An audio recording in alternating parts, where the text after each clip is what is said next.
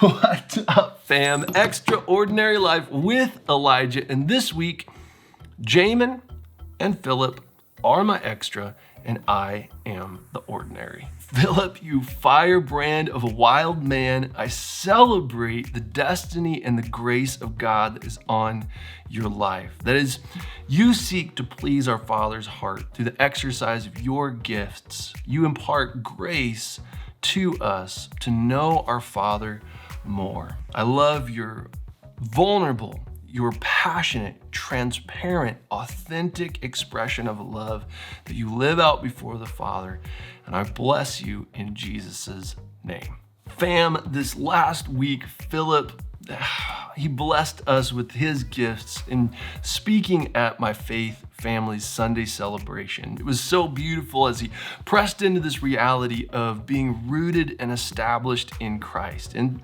he pressed into a lot of different things, but specifically the thing that stood out to me most was his telling of how him and his friend Darren are getting into this process of prospecting for gold, as he told about it as only Philip can. He talked about how you get your pan, you start sluicing in the water, and you scoop up all of this particulate out of the water. I don't know all the correct terms, but as you start sluicing the water in there, it just looks like a big mess. But as you keep sluicing it through and washing it with water, that eventually all of that silt starts merging away and all of the large pieces start remaining until finally you start to see pay dirt. That was so awesome that as he talked about it, him and Darren have been working on this for a long time, and eventually they finally got down the technique and they saw the very smallest little flake of gold in their pan. And as Philip was telling this story as only he can,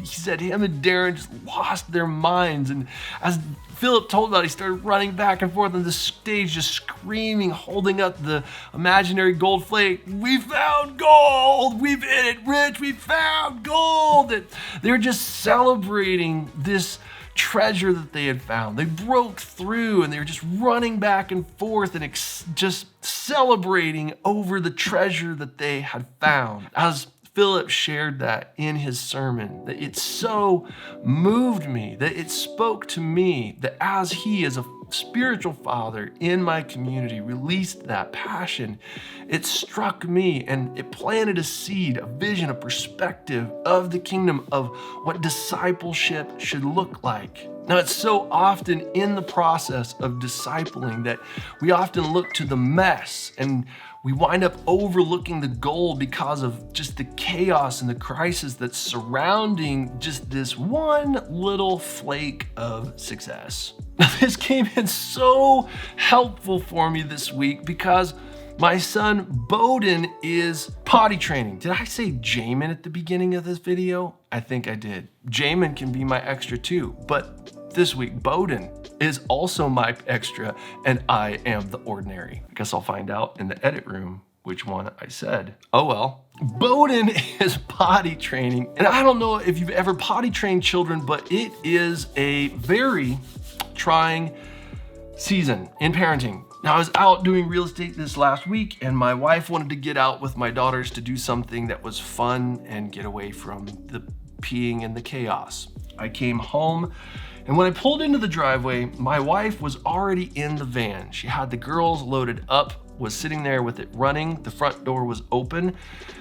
She rolled down the window and said, "Tag, you're it. Your son is inside, sitting in his chair. Have a good time. Mommy is going to go take a break." I said, "Peace be unto you, and I will take over." I walked in the house, closed the front door, and found that my son had been rubbing his peanut butter that he had for his apples for lunch all over his face. He had it all over his hands and had rubbed it all over his feet as well. So I get out wipes to start cleaning off my son's face and hands. Just getting started, he say, "Daddy, I have to pee." When your child is potty training, you don't think, you don't blink, you just grab him up and you run him to the porcelain throne. I pick up Bowden.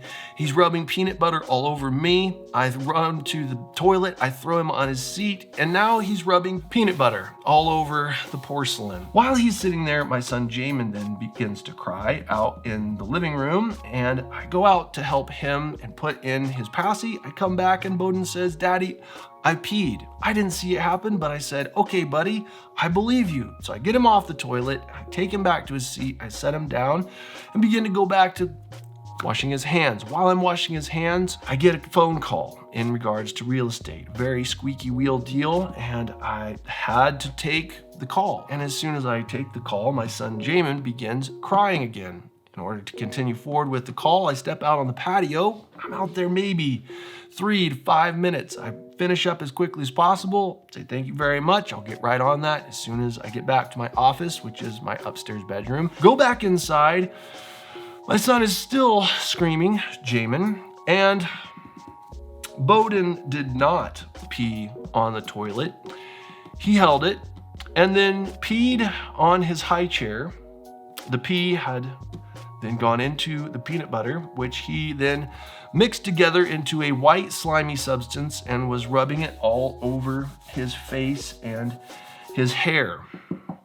You see, it's in that space that the silt and the sludge that is boiling around in my own heart and in the environment, and that darkness is spinning so well for me, is overshadowing the fact that there is gold that I'm panning for.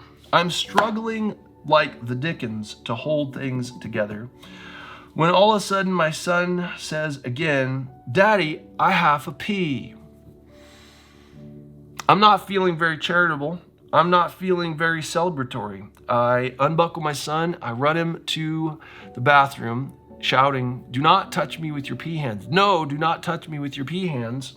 Put him on the toilet, and about 5 drops of pee come out of my son into the toilet. He looks at me, and being motivated by honor, he says, "Daddy, run about. You run and scream and shout." Friends, that's then when the word of Philip came to me.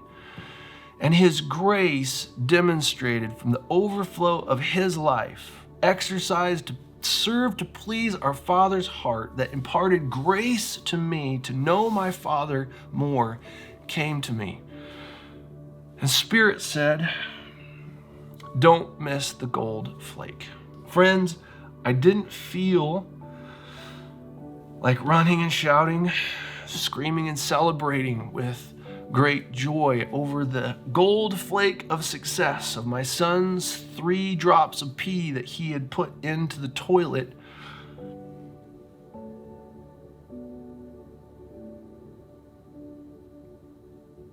But I had received grace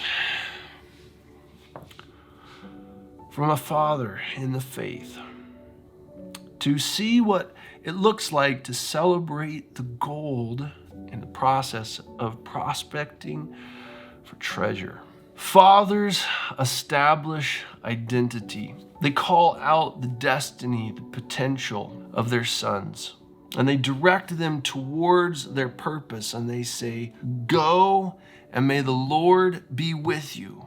Do not chain yourself to leadership who do not have a vision for your life that is bigger than the one that you have for yourself. In being in community with Philip, that I know that he has a heart to see me do everything that he has done and greater.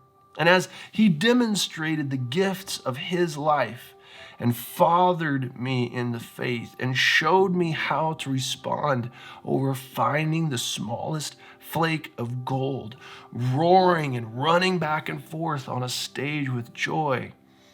He imparted grace to me to be able to know my Father more. That as my Father in heaven loves me, That as he washes me with the water of the word, that he scoops into the substance of my life, and that he washes back and forth and moves the silt away until he gets to the larger rocks, and that he parts it all aside, and he finds the gold of his good works that he predestined for me to do, planted in my life, that he gets that one gold flake and that he roars in joy over me. That in that space of extreme frustration as a physical father, and that as my son dropped his 3 little drops of pee into the toilet covered in peanut butter, that in that space, when my little boy looked up at me, so proud that he had dropped 3 drops of pee in the toilet, and said, "Run about, scream and shout, Dada." You bet I ran up and down the hall, twerked my butt on the door jamb, got so excited, and he felt like $1,000,000. He had succeeded. My encouragement to you is that wherever you're at, whether it's in your family, with your spouse, with your kids, with your parents, with your extended family, with friends in the community, with a coworker, as a business owner, a leader in the country, press into the grace that God has given you in your life to receive grace and love from our Father, to love those around you in a way that doesn't focus on the filth, the frustration, and flake out on life, but that you would press in to see the gold flakes instead. If you subscribe to what I am doing, then hit the button, hit it, and then get it. Hit the bell as well so you get notified with the new content. And if you love this video, you didn't just like it, hit the thumbs down button. I pray blessings on your day. I love you guys lots, and I will see you in the next video.